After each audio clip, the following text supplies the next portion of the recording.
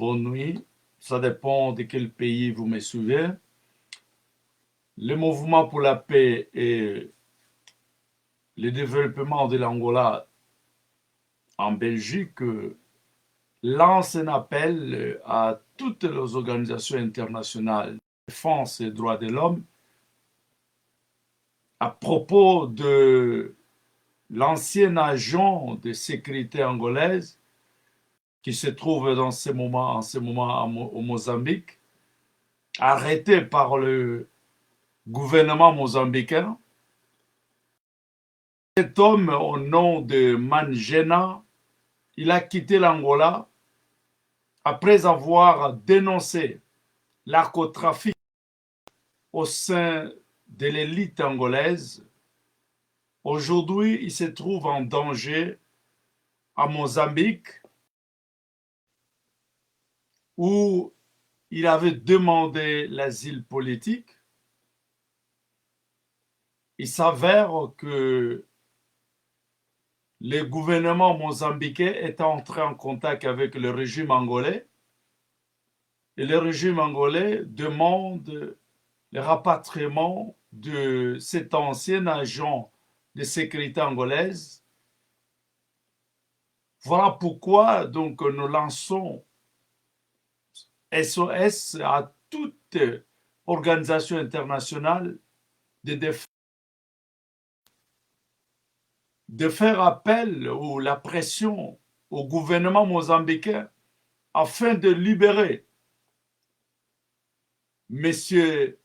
Manjena, l'ancien agent de sécurité angolaise, qui se trouve maintenant sous les mains du gouvernement mozambicain. Au moment que je vous parle, il est dans un camp militaire ou dans une unité policière abandonnée dans un état critique. Et voilà pourquoi nous faisons l'appel à Amnesty International, Human Rights Watch et toute organisation de défense des droits de l'homme pour faire entendre leur voix et défendre cet ancien agent de sécurité angolaise au nom de Manjena qui se trouve sous les mains du gouvernement mozambicain.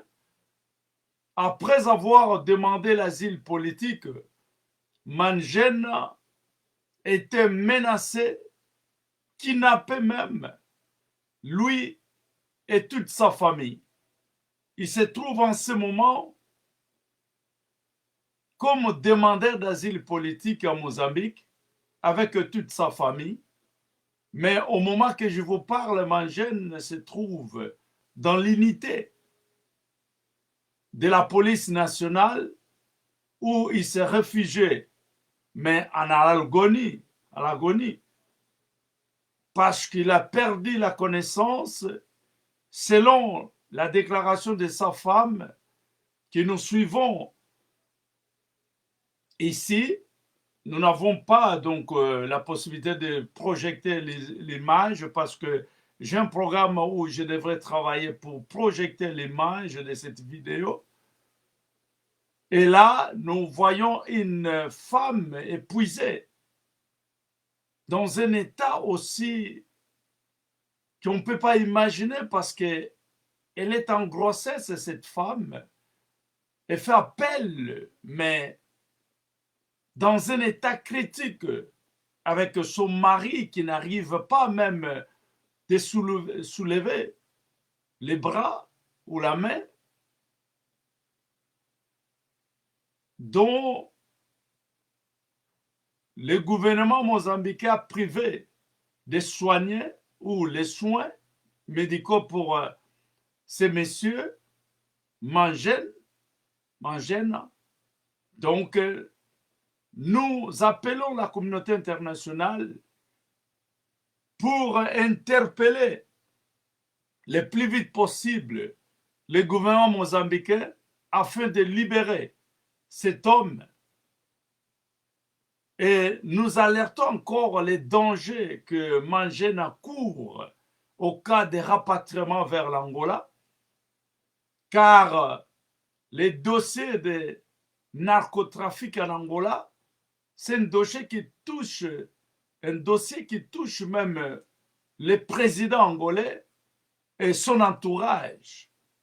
Et alors, au cas de rapatriement de Mangena en Angola, là, c'est évident qu'il n'en restera rien, que cet homme sera mis à mort, lui et sa famille.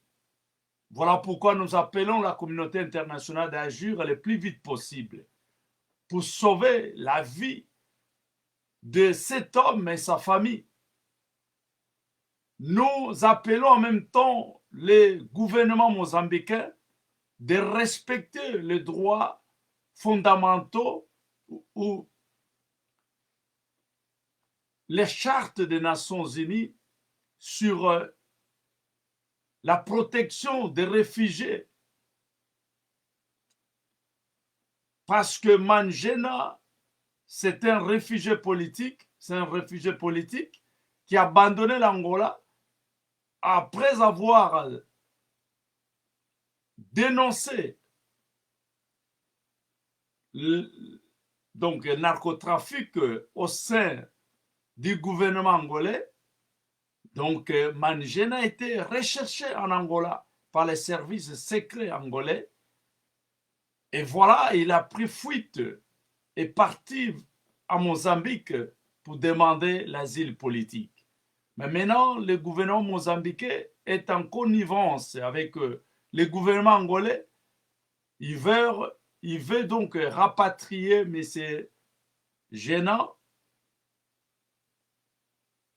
dont il courra donc un grand risque parce que les gouvernements ou les régimes angolais les cherchent.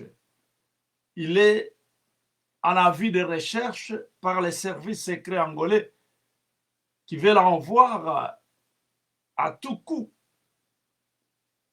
On sait bien qu'il y a des promesses, des montants colossaux qui sont promis par le gouvernement angolais à verser au gouvernement mozambiquais au cas où il arrive de rapatrier Mangena vers l'Angola. Voilà pourquoi nous, tant que défenseurs des droits de l'homme, partout dans le monde où nous sommes, la jeunesse africaine, européenne et américaine,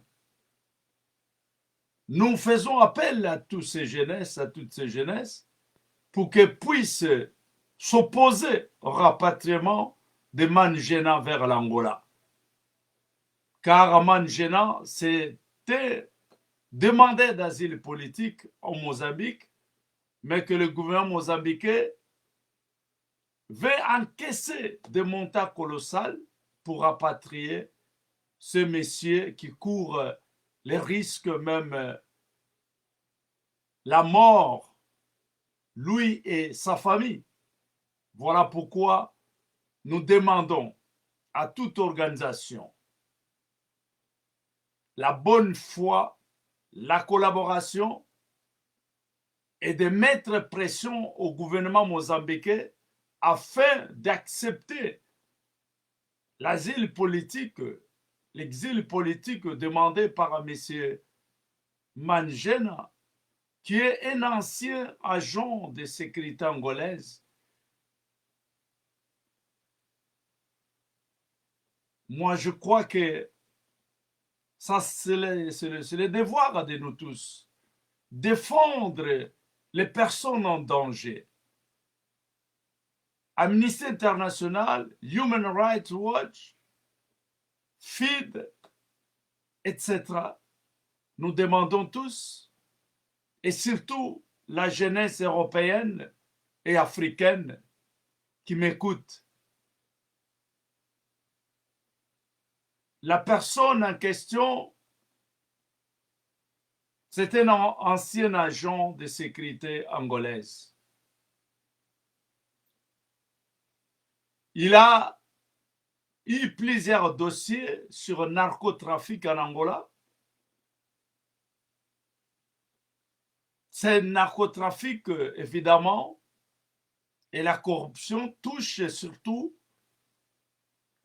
le pouvoir angolais, l'élite angolaise, dont les chefs d'État est parti pris. Voilà pourquoi nous demandons de sauver la vie de ces messieurs et sa famille au Mozambique, faire la pression au gouvernement mozambicain pour qu'il ne puisse pas rapatrier Manigena vers l'Angola. Voilà, nous demandons la bonne foi de la jeunesse africaine, la jeunesse européenne, américaine, de faire du bruit pour que cet ancien agent de sécurité angolaise ne soit pas rapatrié vers l'Angola. Défendons-nous tous, mettons-nous tous ensemble pour défendre la cause juste, parce que le narcotrafic en Angola maintenant joue un grand rôle. C'est un narcotrafic qui touche le Portugal, qui est l'entrée vers l'Europe. La corruption et le narcotrafic, ce sont des virus que le monde tout entier doit combattre.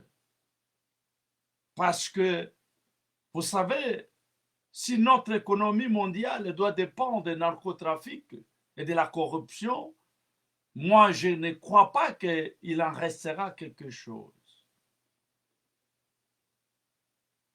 Voilà pourquoi nous devons nous tous nous mettre debout et ensemble combattre ces virus qui frappent l'Angola et qui n'épargnent pas le Portugal ou l'Europe en particulier. Voilà, je laisse ou je lance cet appel à toute la jeunesse européenne et africaine, pourquoi pas américaine, tous qui m'entendent ou qui m'entendent, pour que nous puissions sauver la vie de cet ancien agent de sécurité angolaise qui se trouve en danger au Mozambique. Au moment que je vous parle, il se trouve dans une unité policière, abandonné par terre avec sa famille, avec sa femme et ses 2 ou 3 enfants, parce qu'ils étaient kidnappés dans la résidence où ils se trouvaient. Alors, ils sont réfugiés directement à l'unité policière où même la police n'ose pas même appeler les médecins pour prêter des soins médicaux à ces messieurs qui se trouvent par terre jusqu'au moment que je vous parle. Franchement, c'est touchant, c'est choquant de voir aujourd'hui la vue de peuple angolais en danger, dont les jeunes survivent sur les poubelles ou dans les poubelles. Un cas que l'Angola n'a jamais connu, mais à cause de ce narcotrafic et la corruption qui a touché le pays ou qui touche le pays, aujourd'hui l'Angola devient un pays en danger même pour les investisseurs internationaux ou nationaux, un pays en danger pour manque de sécurité, un pays en danger économiquement.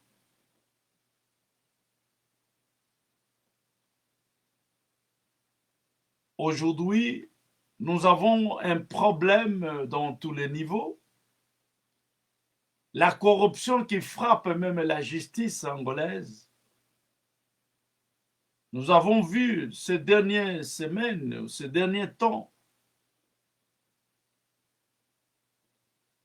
les présidents du Cour suprême touchés par la corruption, ou même la présidente du Cour des comptes. Aujourd'hui, l'Angola,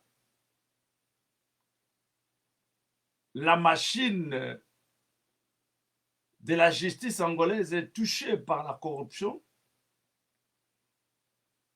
Le premier à avoir demandé la démission, c'était le procureur de la République, par demande de M. Lorenzo,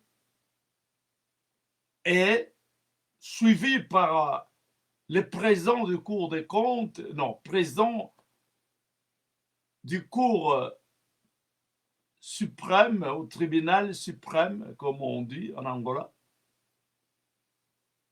et suivi par la présidente du Cour des comptes.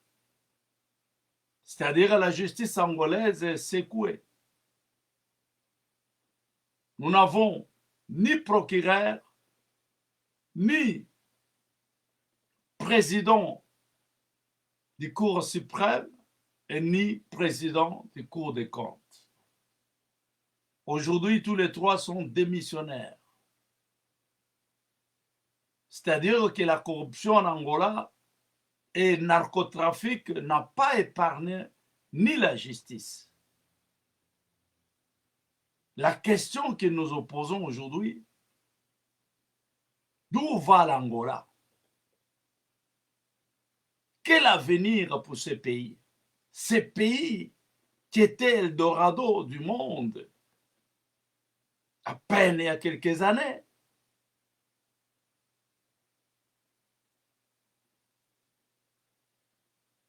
Nous avions eu des élections au mois d'août l'année passée, dont l'opposition a remporté la majorité dans ces élections, mais malheureusement forcé par le régime en place. L'opposition dit abandonner ou baisser les bras et laisser le régime continuer à diriger le pays avec les bras de fer.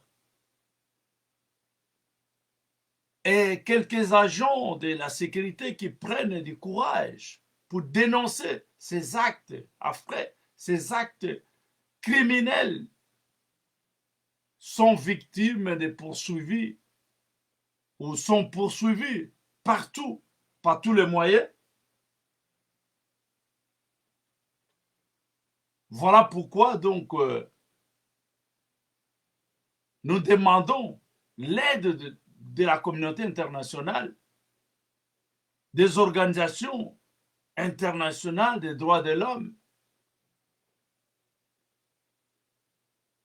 de considérer cette gravité de violations fréquentes des droits de l'homme en Angola. Aujourd'hui, centaines de jeunes Angolais disparaissent dans la nature. Beaucoup parmi eux sont incarcérés, condamnés sommairement, sans droit même à la justice ni à la défense.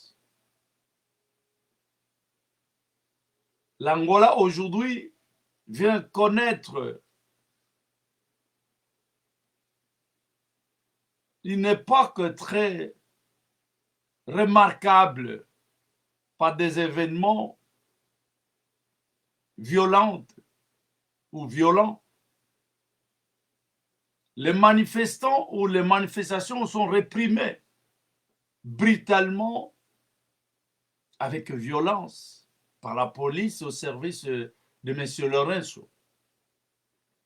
Aujourd'hui, les jeunes Angolais qui osent sortir dans les rues terminent leur jour dans les prisons. Donc personne ne peut plus s'opposer avec M. Lourenço. Personne ne peut plus ouvrir la bouche et dénoncer le mal qui touche l'appareil judiciaire en Angola. Le mal qui touche la présidence de la République et la justice qui devrait faire valoir la loi, faire respecter la loi, est le premier à tomber. Qu'est-ce qu'en reste, l'Angola? Le président angolais, c'est lui le cerveau de la corruption en Angola. C'est lui le cerveau du narcotrafic en Angola. Qui va défendre les lois angolaises? Qui va défendre la République?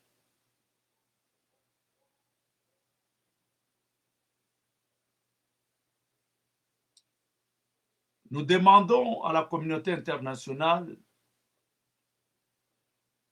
de condamner le régime angolais. Nous demandons à cette communauté de considérer la gravité des violations fréquentes des droits de l'homme dans ce pays, la corruption qui secoue le pays et cette nouvelle pratique de narcotrafic dont le président de la République est le cerveau. Le Portugal ferme les yeux par rapport à ça. Parce que le président portugais, il est devenu l'ami fidèle de M. Lourenço. Un président qui quitte son pays même sans avoir respecté le protocole du pays. Nous avons vu ces derniers temps que le président angolais et le président portugais avaient demandé l'autorisation de voyager vers l'Angola. Mais avant même que cette autorisation soit accordée, le président portugais a violé le protocole. Il a quitté le pays, son pays sans avoir l'autorisation de quitter le Portugal. Il est parti d'une manière illégale et revenu au Portugal. Tout ça pourquoi? Parce que il est là pour satisfaire l'intérêt du régime en place, la continuité de M. José Eduardo dos Santos, qui est inspiré par M. Lourenço. Voilà tous les jeunes qui osent soulever leur voix ou lever leur voix sont victimes d'une politique anarchique, sont victimes de la dictature.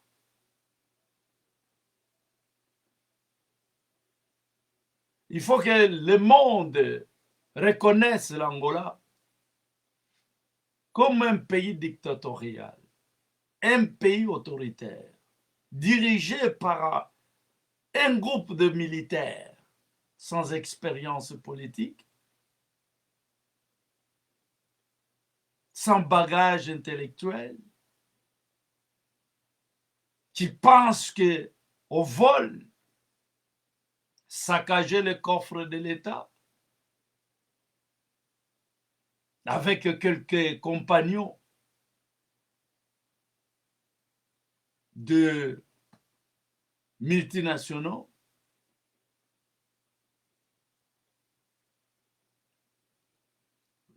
franchement, on ne savait pas quel monde nous vivons aujourd'hui. Un monde de l'injustice, où les autres doivent souffrir malgré leur richesse, comme le cas de l'Angola. Après 27 ans de guerre civile, les Angolais ont eu l'espoir de se retrouver. Les Angolais ont eu ce rêve de vivre comme tous les peuples du monde. Et malheureusement,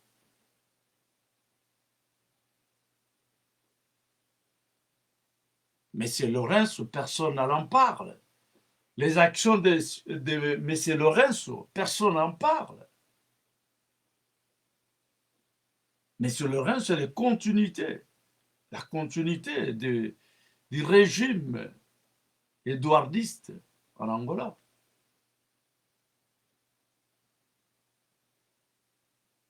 Nous voulons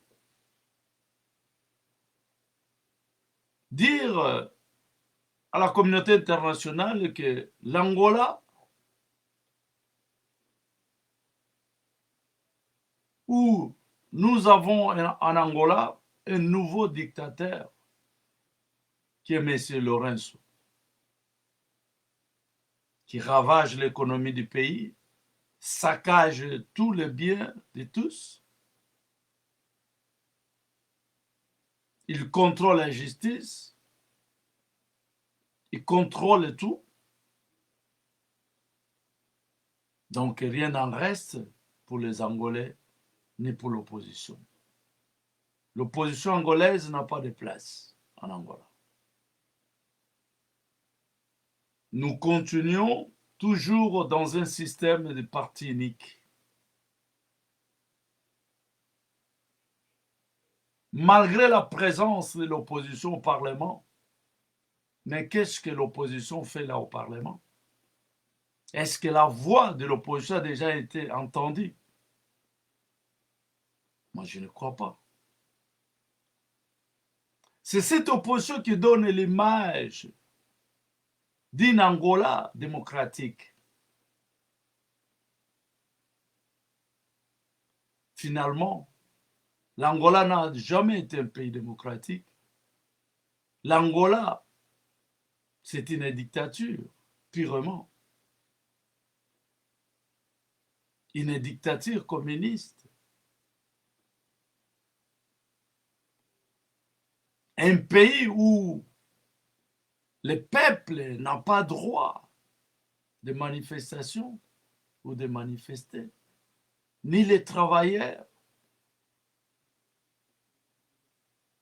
Nous avons vu ces derniers temps les médecins, ou même au moment que je vous parle, les professeurs qui étaient remplacés par les agents de sécurité pendant l'examen. Comment voulez-vous un pays qui n'entend, un régime qui n'écoute personne, qui remplace les professeurs par les agents de sécurité? Comment changer ce pays, Angola? Comment se débarrasser de ce régime angolais? Est-ce qu'il faut se plonger dans une 4e guerre civile? Ou 5e?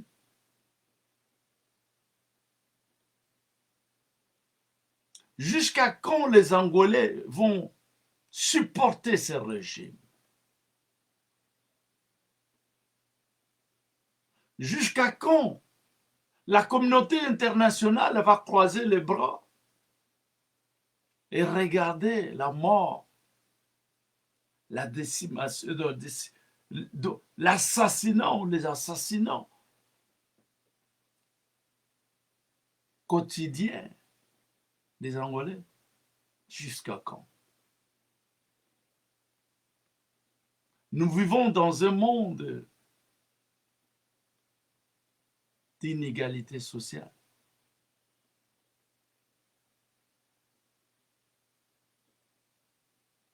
Qu'est-ce que vous attendez des Angolais?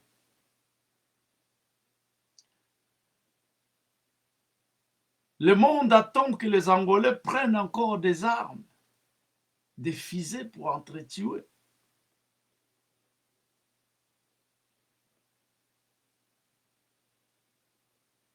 Les jeunes Angolais n'ont plus d'espoir.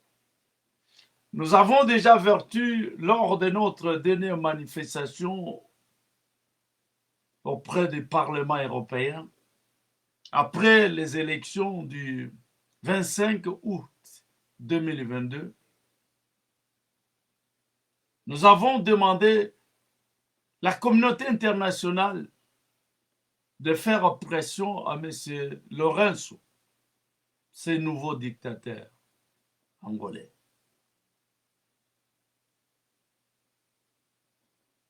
Faire la pression pour la fin de persécution des hommes politiques et surtout de la société, des membres de la société civile angolaise.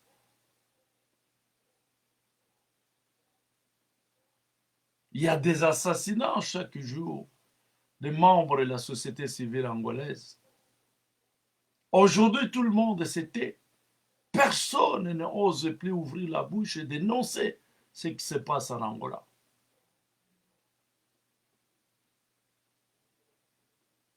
Ni l'Europe, ni les États-Unis, personne ne voit le mal. Personne ne voit ces actes affreux, condamnés, perpétrés par les régimes en place. Les kidnappings des jeunes qui sont jetés dans les brousses, dont plusieurs jeunes, les corps ont été jetés dans les rivières, qui ont servi comme des aliments des crocodiles. Est-ce que le monde n'entend-il pas?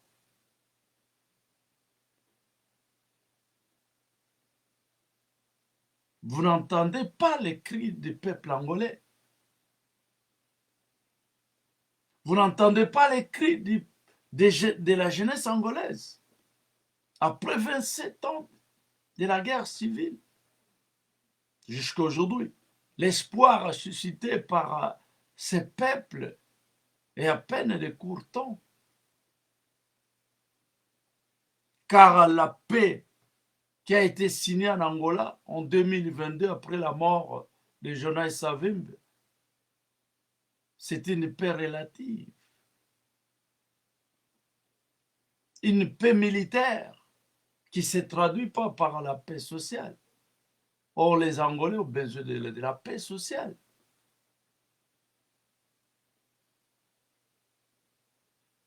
Est-ce que vous voulez que la jeunesse angolaise quitte le pays et aller demander encore l'exil à l'étranger? Nous qui sommes là, quelle vie nous avions ici à l'extérieur? Vous voulez inciter d'autres jeunes de quitter le pays?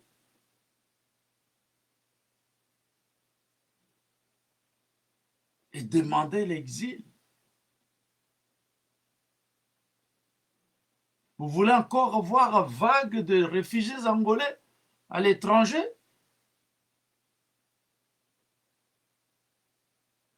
Nous ne voulons pas ça. Nous voulons que les jeunes restent chez nous. Nous voulons que la paix sociale règne en Angola. Nous voulons l'alternance du pouvoir.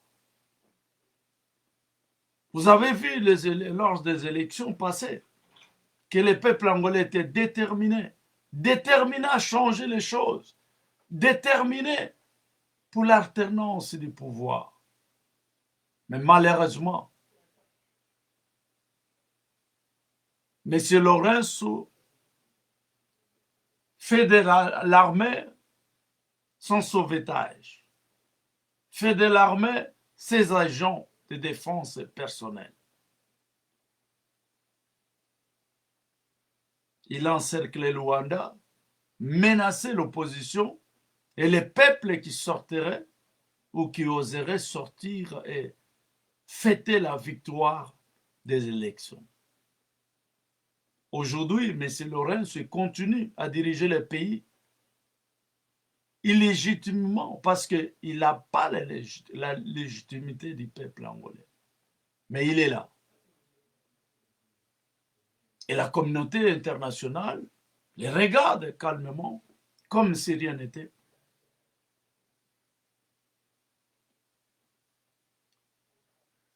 Qu'est-ce que les Angolais doivent faire maintenant dans ces cas?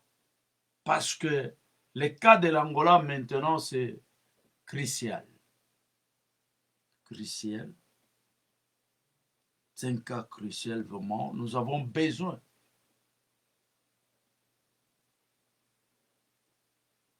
d'une porte vraiment pour la sortie de cette crise.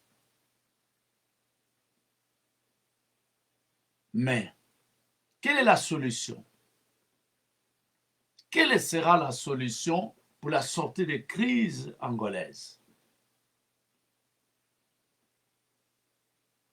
Économiquement, le pays va mal. Politiquement, socialement, direment. Le pays va totalement mal. Rien ne fonctionne. L'Angola est bloquée. La jeune démocratie est assassinée. Les jeunes Angolais n'ont plus d'avenir.